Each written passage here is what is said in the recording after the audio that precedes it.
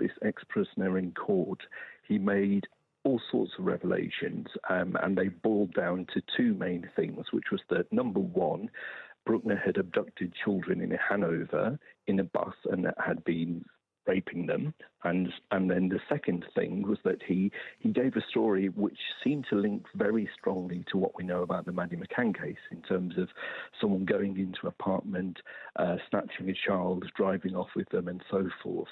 However, what came out in court today was very interesting, because there was a member of the BKA, that's roughly Germany's equivalent of the FBI, and he said, yes, he could confirm that some of that was said in questioning, but not all of it. A court in Germany has been told that the man suspected of kidnapping Madeline McCann confessed to abducting a young girl from her holiday apartment in Portugal. Convicted paedophile Christian Brueckner is suspected of snatching and killing the 3-year-old in Praia de Luz in 2007 and was formally named as a suspect in 2020. Now, his former cellmate says that he confessed the crime to him when they were in prison together. We can talk now to Rob Hyde, who is reporting for The Times from the courthouse today. Rob, what more can you tell us? What has the court been told? Right, so it's basically been quite an odd revelation of information. So yesterday, as you rightly said, there was this prisoner who's a former prisoner who's Romanian, called Laurențiu C, in accordance with German privacy laws. And as you said, him and Brueckner used to talk in a cell. They didn't actually share the cell, but Brueckner used to come in and bring coffee and cigarettes and so forth. And they used to chat. And the former prisoner always claimed that Brueckner thought that he was a paedophile and that he was trying to kind of curry favour with him. And so he kept revealing things about himself. Now, yesterday, this ex-prisoner in court, he made all sorts of revelations, and they boiled down to two main things, which was that, number one, Brueckner had abducted children in Hanover in a bus and had been raping them. And then the second thing was that he gave a story which seemed to link very strongly to what we know about the Madeleine McCann case, in terms of someone going into an apartment, snatching a child, driving off with them, and so forth. However, what came out in court today was very interesting, because there was a member of the BKA, that's roughly Germany's equivalent of the FBI, and he said, yes, he could confirm that some of that was said in questioning, but not all of it. So, in a way, that kind of ruined things for the prosecution, you could argue, because you had all of these revelations yesterday.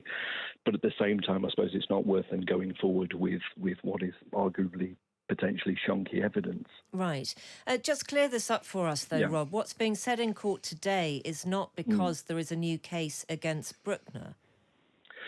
Well, he, as you rightly said, he's never actually been formally charged with the Madeleine McCann case. So instead, he's now up for 5 non-related sex charges in Portugal, and they involve 3 counts of rape, one of them of Hazel Behan, the Irish national who was a tour guide at the time, and also 2 counts of exposing himself to children and pleasuring himself while doing it.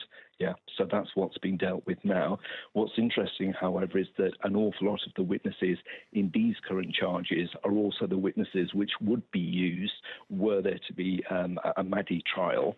So you could argue that, in a way, the prosecution's kind of trying out the strength of the witnesses now to see if it will stick. That's kind of how it's often been seen. Right. There are cases, aren't there, Rob, where other prisoners have made up or exaggerated confessions or information in order to serve themselves, to try and commute a sentence, or to be seen to be helping with authorities. Are there people saying that this is one of those instances?